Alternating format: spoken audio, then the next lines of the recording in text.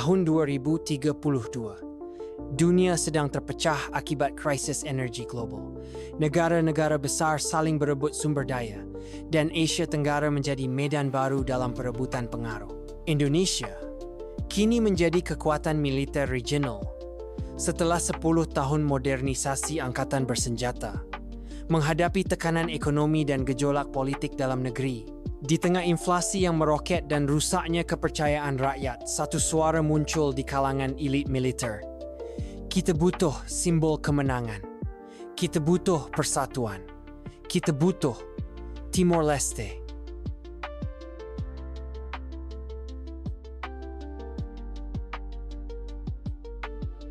Timor Leste sendiri sedang kacau. Krisis pemerintahan, konflik antara faksi politik, serta protes rakyat membuat negara muda itu lumpuh. Dalam diam, agen-agen intelijen Indonesia mulai menyusup ke Dili, memetakan celah dalam struktur negara tetangganya. Pada malam 14 Mei 2033, Operasi Kuda Bayangan dimulai.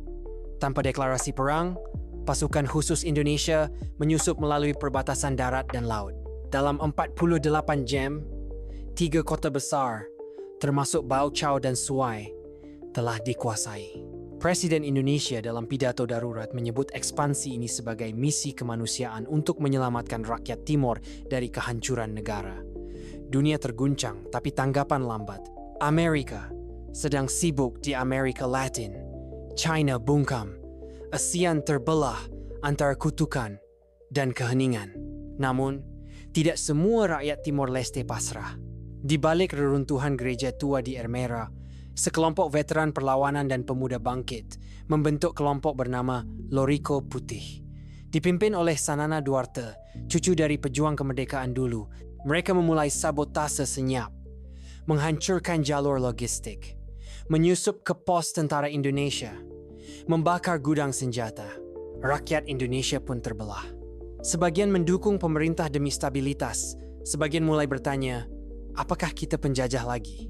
Di Jakarta, retakan politik mulai terlihat. Menteri Luar Negeri mengundurkan diri. Sejumlah anggota DPR dari partai oposisi menggulirkan mosi tidak percaya.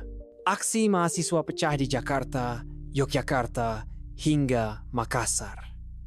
Mereka membawa spanduk bertuliskan, "Kita pernah belajar dari sejarah, tapi sekarang kita buta."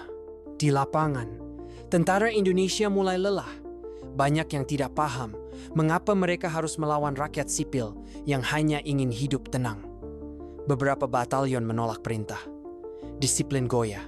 Pada 2 Oktober 2033, Loriko Putih berhasil menyerang pos utama Indonesia di Dili. Serangan itu direkam dan disiarkan ke dunia. Dunia akhirnya bangkit. Australia mengecam keras, lalu mengirim kapal perangnya ke Laut Timur. Amerika Serikat memanggil Duta Besar Indonesia. PBB mengadakan sidang darurat. Presiden Indonesia mencoba bertahan, tapi tekanan terlalu kuat. Sanksi ekonomi mulai menggigit. Demonstrasi membesar, bahkan di dalam markas militer. Dengan tekanan dari luar dan dalam, pemerintah Indonesia akhirnya mengumumkan penarikan strategis dari wilayah Timor Leste pada Januari 2034. Namun luka telah menganga.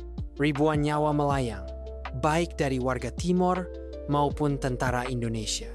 Dunia menuding Indonesia sebagai agresor, meski tidak ada pengadilan internasional yang dijalankan. Di Dili, Sanana Duarte berdiri di depan rakyatnya. Dengan suara serak ia berkata, "Kita pernah merdeka, lalu dijajah lagi. Tapi sekarang kita belajar. Tidak ada kemerdekaan tanpa harga. Tapi tidak ada penjajahan yang abadi." Tahun-tahun setelah ekspansi gagal itu, Indonesia memasuki era reformasi baru.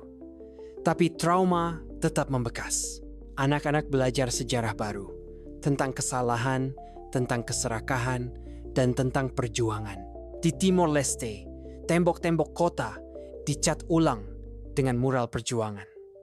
Tapi di mata anak-anak yang kehilangan orang tua mereka, senyum masih jarang terlihat.